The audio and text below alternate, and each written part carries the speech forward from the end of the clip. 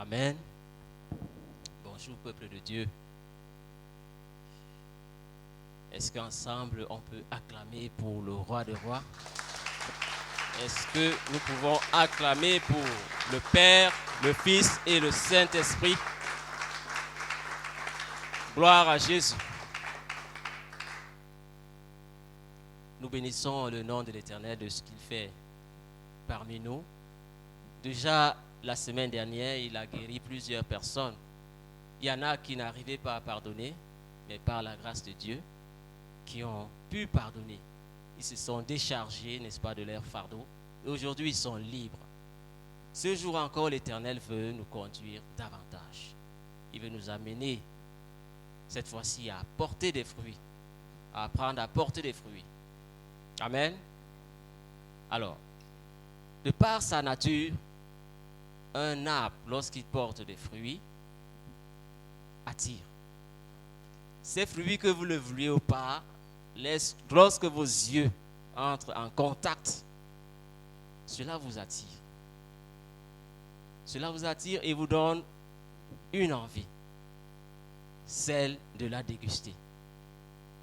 Et pour ceux qui parviennent à la déguster, lorsqu'elle est bonne, ils aimeraient y revenir. Ils aimeraient davantage y revenir. Parce qu'ils ont vu qu'il y a quelque chose de bon dans cet arbre. Amen. Alors, un arbre, pour qu'il puisse porter des fruits, a besoin d'être arrosé. Pour qu'il puisse grandir, a besoin d'être arrosé. Et si on le remarque bien, il y a des arbres qui sont spécifiques à des endroits donnés. Vous n'allez pas voir, par exemple, un dattier vous produit des dattes à Boya. Non. Le dattier se trouve où? Dans le désert. Il n'est pas là-bas pour rien. Il y a quelqu'un qui l'a planté là-bas. Il sait pourquoi il a planté le dattier dans le désert. C'est parce que dans le dattier, il y a quelque chose de bon pour celui qui vit dans le désert. Amen. Un avocatier ne peut pas produire dans le désert. Il ne peut pas produire dans le désert. Il a un lieu où l'Éternel l'a implanté afin qu'il porte des fruits. Alors lorsqu'on a chez nous un arbre qui produit, on est fier de lui. Toute personne est fière de lui. Lorsqu'il te donne des beaux fruits délicieux, tu es fier de lui. Tu l'entretiens, tu le gardes parce que tu veux une chose, qu'il continue de produire davantage. Amen. C'est naturel. C'est naturel. Et toute personne qui passe est attirée. Parce que le bon attire toujours. Essayez un temps, soit-il de mettre du feu sur cet arbre, ou alors de l'abattre. Quelqu'un vous dira un jour, mais où est l'arbre qui était ici? Où est cet arbre? Parce que vous n'étiez pas le seul à jouir des plaisirs du fruit qu'il produisait. Vous n'étiez pas le seul. C'est ainsi que lorsque quelque chose est bon, lorsqu'un fruit est bon, il attire. Il y a des oiseaux qui viennent, il y a des chauves-souris qui viennent. Tout le monde converge. Que ce soit le bon ou le mauvais, tout le monde converge pour goûter. Où est passé cet arbre? Qui l'a coupé?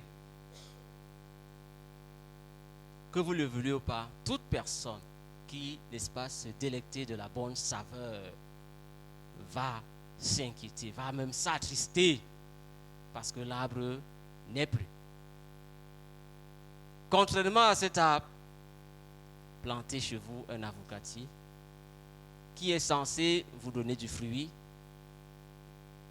et qui, après quelques années, ne produit rien. Vous allez commencer à vous interroger. Pourquoi tu ne produis pas? Pour ceux qui sont patients, seront patients. Attendons, j'attends l'année prochaine. J'attends l'année prochaine, voir. Si l'année prochaine, tu ne produis pas, je vais t'enlever de là. Et pendant que tu parles comme ça, c'est ton voisin qui viendra même te dire, mais ton manguier là, il est là pourquoi? Il est là pourquoi? Il occupe la place inutilement. Il faut l'abattre. Il faut l'abattre. C'est la même chose pour toi et moi. C'est la même chose, bien-aimés, pour nous qui sommes ici. Nous sommes appelés à porter des fruits. Comme ces arbres, Dieu est celui qui nous a choisis. Il t'a choisi, il m'a choisi. Nous ne sommes pas ici par hasard. Tu n'es pas ici par le fait de hasard. Tu n'es pas ici de toi-même. Mais si tu es là, c'est parce que Dieu t'a choisi. Amen.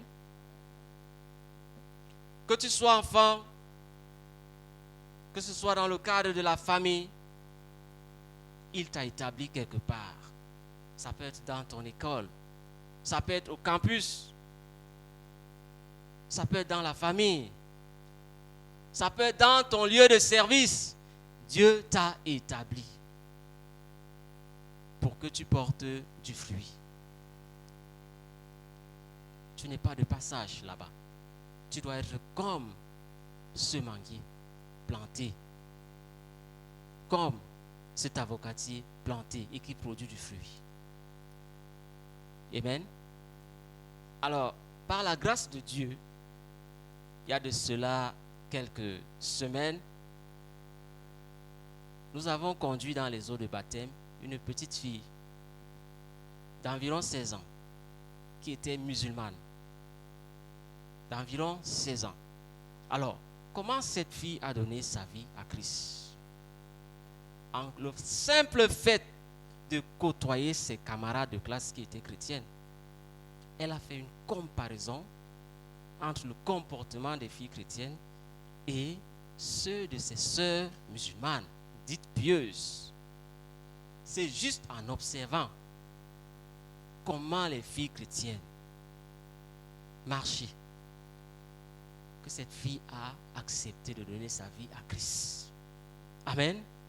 Vous voyez qu'il ne suffit pas seulement de dire Christ, mais ton attitude, ton caractère, ta manière de faire. Je ne sais pas. Peut-être c'est l'amour. Peut-être c'est la façon de donner.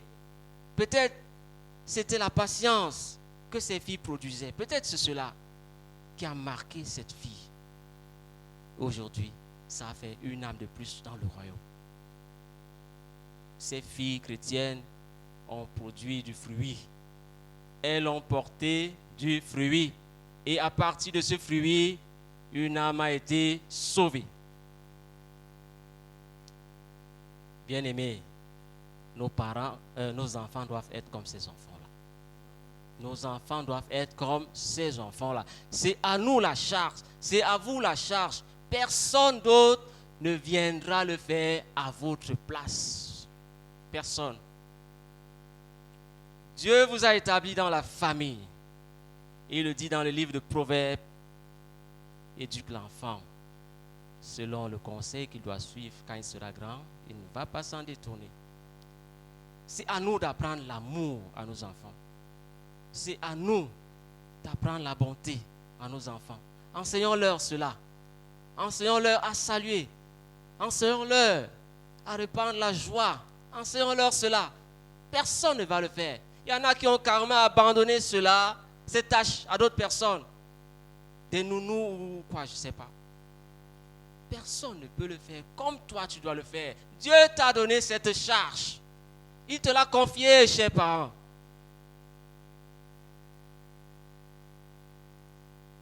Éduquons nos enfants. Et ceux des enfants qui sont encore chez les parents, ici, toi qui viens encore chez ton père, je vais t'appeler à développer une chose, l'obéissance. L'obéissance. Parce que la Bible dit, honore ton père et ta mère, afin que tes jours se prolongent dans le pays que l'Éternel ton Dieu te donne. Honore ton père, c'est accompagné de bénédictions. Il n'y a aucun parent qui serait fier de son enfant désobéissant. Aucun. Aucun. Lorsque vous désobéissez à vos parents, vous les mettez dans un état d'inquiétude. Au lieu qu'ils pensent à faire autre chose, ils sont là à crier sur vous, à crier derrière vous. Même lorsque vous sortez, ils pensent à cet enfant-là. Permettez à votre parent de faire autre chose. Amen. Le bon ne se cache jamais. Ce qui est bon ne se cache jamais. Mais il attire. Il attire. Que nos enfants soient des modèles. Et si nous voulons qu'ils soient des modèles, la charge nous incombe. C'est à nous de le faire. C'est à toi d'imprimer un cachet. C'est à toi. Tu fais ta part et Dieu fait sa part. Lui, il est fidèle. Il ne ment pas. Il ne va pas faire de miracle si toi, tu n'as rien fait. Si toi, tu n'as pas porté ton enfant. C'est à toi de donner le ton. Amen. Il ne s'agit pas seulement de nos enfants. Non. Même nous, nous sommes appelés à porter du fruit. Hommes, femmes, nous sommes appelés à porter du fruit et du bon, d'ailleurs. Oui, mesdames. Soyez soumises. La soumission à l'homme. La soumission à l'homme. Une femme, lorsqu'elle est soumise, est capable de prendre tout le cœur de son mari. Aucun mari n'accepte le mépris. Aucun homme. Il peut supporter, mais pas accepter. Aucun homme. Je vous le dis. Méprisez-le.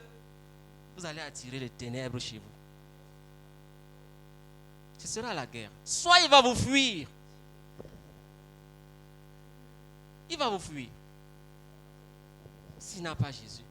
Même celui qui a Jésus. De temps en temps, il va se retirer. Il va fuir la maison.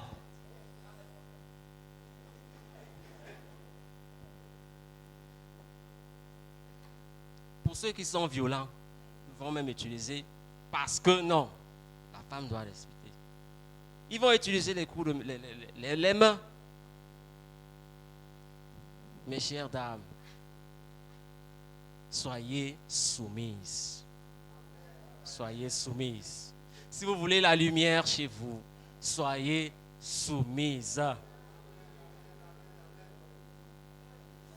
Même Dieu a dit une chose, il y a un péché qui ne pardonne pas. Le blasphème contre le Saint-Esprit. Il n'accepte pas le mépris.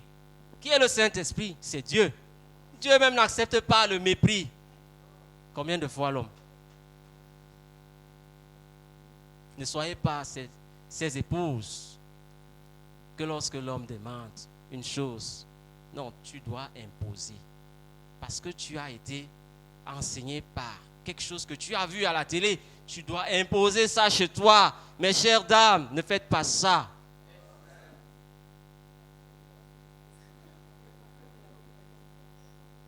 Ne faites pas ça. Soyez ces épouses douces. Douces. Qui, n'est-ce pas, mettent la joie, la paix dans la maison. Soyez attirantes. Amen. Là, un parfum va dégager de chez vous et va atteindre la voisine d'à côté.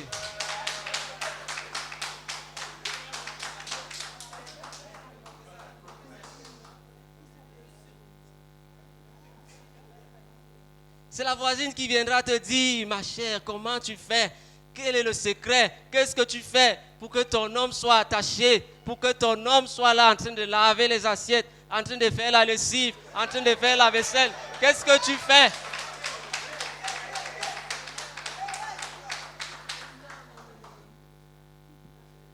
C'est le secret. Et là, tu profites pour lui dire, c'est Christ. C'est Christ. Parce que Christ m'a appris la soumission. Christ est ma joie. Amen. Mes chères âmes, mes chères dames. Le Seigneur nous dit dans le livre de Éphésiens chapitre 5 que comme l'Église est soumise à Christ, soyez soumis aux hommes. Ça dit tout. Comme l'Église est soumise à Christ, soyez également soumise aux hommes. C'est de cette manière que vous allez porter du fruit. Vous voyez donc qu'à partir de votre caractère, vous pouvez glorifier le Père. Vous pouvez le glorifier. Développer ces capacités-là. Supporter les faiblesses des hommes. Supporter cela. Il y a des hommes qui ne touchent à rien à la maison. Mais supporter. Supporter.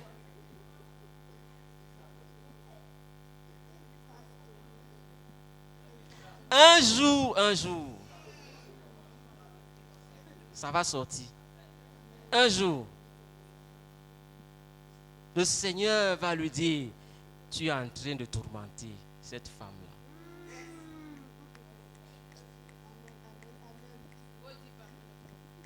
Le Seigneur m'a accordé la grâce de faire 3 années dans une région, dans le pays, où j'ai vu que là-bas, l'homme ne faisait pratiquement rien. C'est la femme qui se battait pour nourrir la maison. Elle nourrit l'homme, elle nourrit les enfants. Elle se bat avec ses enfants pour chercher l'argent de l'école. Lui, il est là.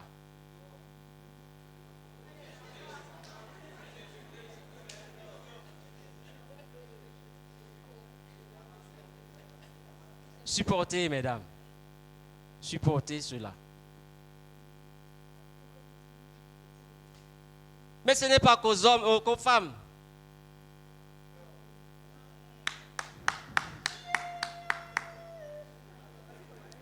Vous n'êtes pas épargnés, les hommes. Nous ne sommes pas du tout épargnés. Soyons patients. Soyez patients. Parce que la femme, il y a des choses que vous attendez d'elle. Il y a des choses que vous attendez que madame vous procure, mais vous procure le contraire. Patientez. Continuez de faire ce que vous avez à faire. Vous avez votre tâche à faire. Que cela ne vous décourage pas. Le Seigneur a dit que aimez votre femme comme Christ a aimé le monde. Comme Christ a aimé l'Église. Il a aimé jusqu'à ce qu'il a donné sa vie. Vous devez être capable de donner votre vie pour votre femme. Qu'elle monte sur votre tête, qu'elle fasse quoi? Mes chers messieurs, l'argent de popote là, continuez de donner avec amour, avec joie. Continuez de donner. Continuez d'apporter les pots de yaourt. C'est de cette façon-là que vous allez voir votre femme revenir. Apporter dans la lumière que vous voulez. C'est de cette façon. Que cela ne vous décourage pas, mes chers hommes.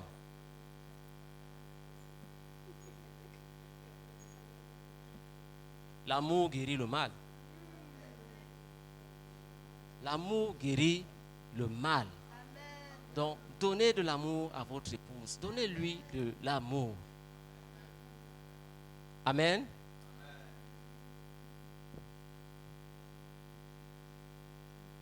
Il ne faut pas que la maison se transforme en un terrain de ring. Non. Non. Soyez fidèles. Soyez patients. Bénissez votre femme. Développez ces fruits de l'esprit-là. Développez cela. Ce caractère. Je sais de quoi je parle. Ce n'est pas facile de supporter une femme, mais on peut. C'est possible.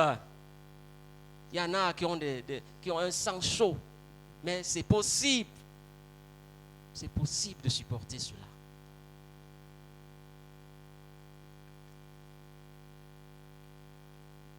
Dans vos lieux de service, là où vous travaillez, vous devez être la lumière au milieu des ténèbres. Lorsqu'on est chrétien, il y a des coups qui arrivent partout. Alors, quand tu es au boulot, tu dois être cette lumière-là. Sois-en sûr, tu ne seras pas là pour plaire aux gens. Parce que la façon dont tu vas travailler va plaire au boss. Et les autres seront jaloux. Les autres seront jaloux. Mais qu'est-ce que toi tu dois faire en tant qu'enfant de Dieu? Ils vont te provoquer. Il y en a qui vont te trahir. Il y en a qui vont t'insulter. Il y en a même qui vont te déshonorer. Ils vont faire tout cela. Christ a été trahi. Il a été trahi. Mais qu'est-ce qu'il a fait pour ceux qui l'ont trahi? Il a donné sa vie. On l'a même mis au poteau au milieu de deux malfaiteurs. Le confondant à un malfaiteur. Donc pour toi là, c'est petit. Tu dois supporter. Lorsque tes collègues ou tes camarades vont te présenter la haine, présente-leur la joie. Au contraire, présente-leur la joie. Parce que Christ est amour. Amen. Présentez-leur la joie.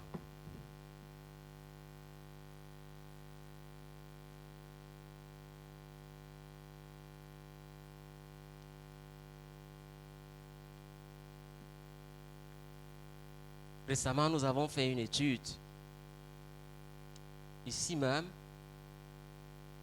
sur la façon dont les ex-musulmans étaient venus à Christ. Ce qui les avait motivés à donner leur vie à Christ. Et à l'issue de cette étude, il en est sorti que c'est la façon, n'est-ce pas, des chrétiens de vivre leur chrétienté. C'est l'amour que le voisin donnait. C'est la façon dont l'autre était gentil. C'est ça qui les a attirés. Ce caractère, cette façon de vivre sa chrétienté. C'est de cette manière que la plupart avaient donné leur vie à Jésus-Christ. Amen. Développons les fruits de l'esprit. Développez cela. Vous ne serez pas aimés, mais aimez-les. Jésus nous a donné 2 commandements, 2 plus grands, qui parlent de l'amour. Le premier, aimer Dieu. Le deuxième, aimer ton prochain. Aimez-les. Aimez vos ennemis. Quoi qu'ils fassent, aimez-les.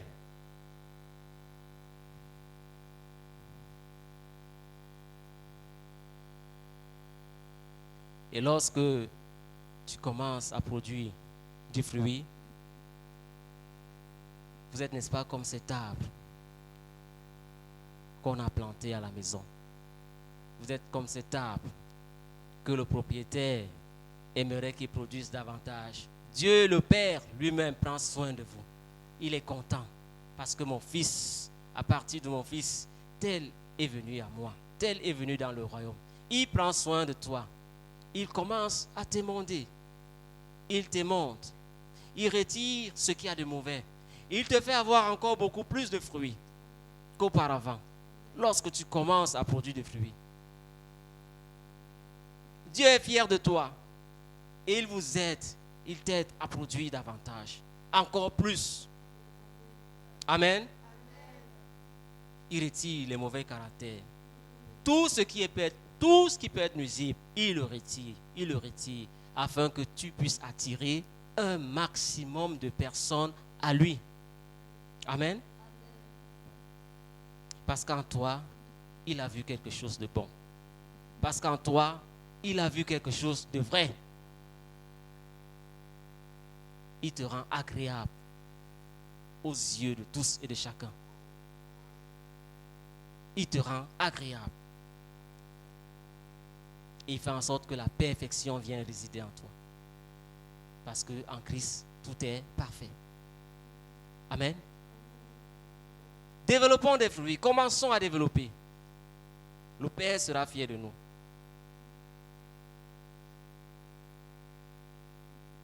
Alors, il y a des personnes qui sont dans la maison du Seigneur. Il y en a que Christ a choisi, mais qui refusent de porter des fruits. Ils refusent. Vous serez comme ces branches ou ces tables-là. Lorsqu'ils ne produisent pas, qu'est-ce qu'on fait? On coupe. On l'abat. Ne soyons pas comme ces gens. Si vous ne produisez pas du bon fruit, il va vous retirer. Le Père est capable de te rappeler. Il en est capable. Surtout lorsque tu es nuisible. Lorsque tu empêches l'autre de produire. Il va couper la branche. Ou il va brûler le bois. Il va te rappeler. Viens. Et que mon œuvre continue. Parce que son œuvre doit continuer. Il a dit, allez, faites de toutes les nations. Toutes. Sans exception.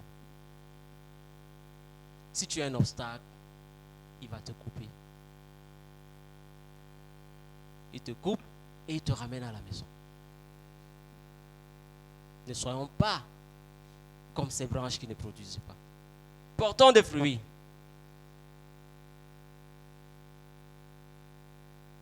Le Seigneur,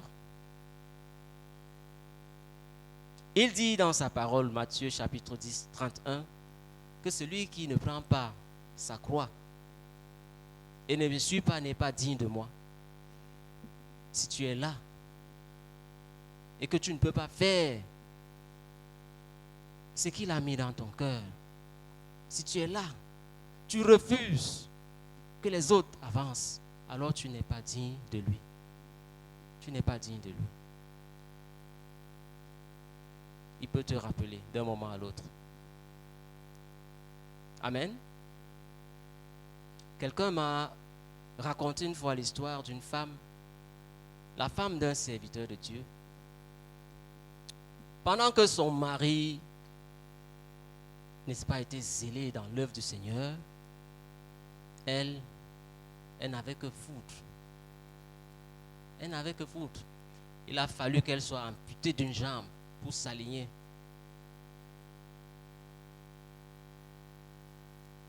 Le Père est capable de tout. Pourvu que son œuvre avance. Lorsque ton âme est sauvée là, pour lui ça va. Pour lui c'est bon. L'œuvre doit avancer.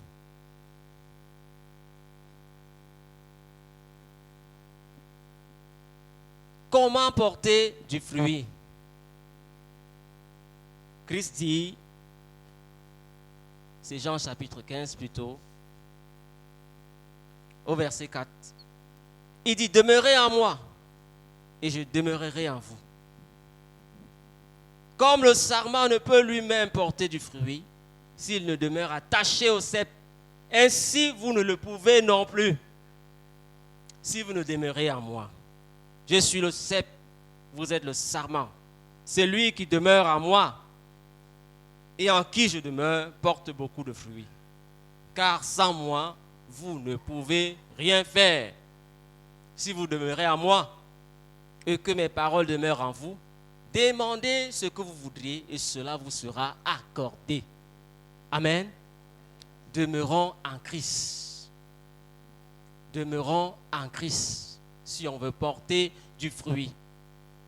Et comme l'arbre a besoin de l'eau pour être arrosé, tu as besoin du Saint-Esprit. Nous avons besoin du Saint-Esprit. Tous. Sinon, comme il a dit, vous ne pouvez rien faire. Tu ne pourras rien faire sans le Saint-Esprit. Tu ne pourras rien faire. Pour ceux qui l'ont déjà, ne l'étouffez pas. Laisse-le faire ce qu'il est venu faire, parce qu'il est là pour te guider. Il est là pour te conduire. Il est là pour te parler. Il veut parler avec toi. Il est là pour t'enseigner ce que Christ a dit. Il te le rappelle.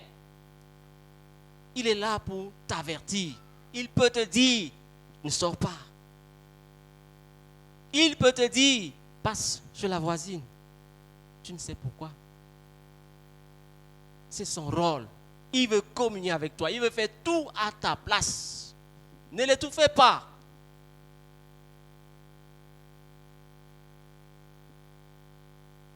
Et ceux qui ne l'ont pas encore, il a dit, demandez. Le Seigneur a dit, demandez et cela vous sera accordé. Demandez le Saint-Esprit. C'est la chose qu'il serait fier à donner à tout le monde. C'est lui. Demandez. Demandez avec ferveur. Demandez. Humiliez-vous devant le Père et demandez. Bien-aimés, nous sommes appelés à porter du fruit. Partout où le Seigneur t'a établi. Partout où tu te trouves. Que ce soit dans la famille. Que ce soit dans l'environnement. Dans la société. On doit voir qu'en toi, il y a quelque chose de bon. On doit le voir. Le bon ne se cache pas. Le bon attire. Il attire tout le monde. Développons cela, mes amis. Développons par notre seul caractère. Le simple fait de vivre la parole, de vivre comme le Seigneur veut que nous vivons. Nous sommes capables d'impacter les vies. Vous serez capables d'impacter autour de vous. Parce qu'il y en a qui vont chercher à vous atteindre, mais vont trouver que non. Celui-là, il y a quelque chose de bon en lui. Amen. Développez cela. Il y a un prédicateur qui est allé à l'ouest.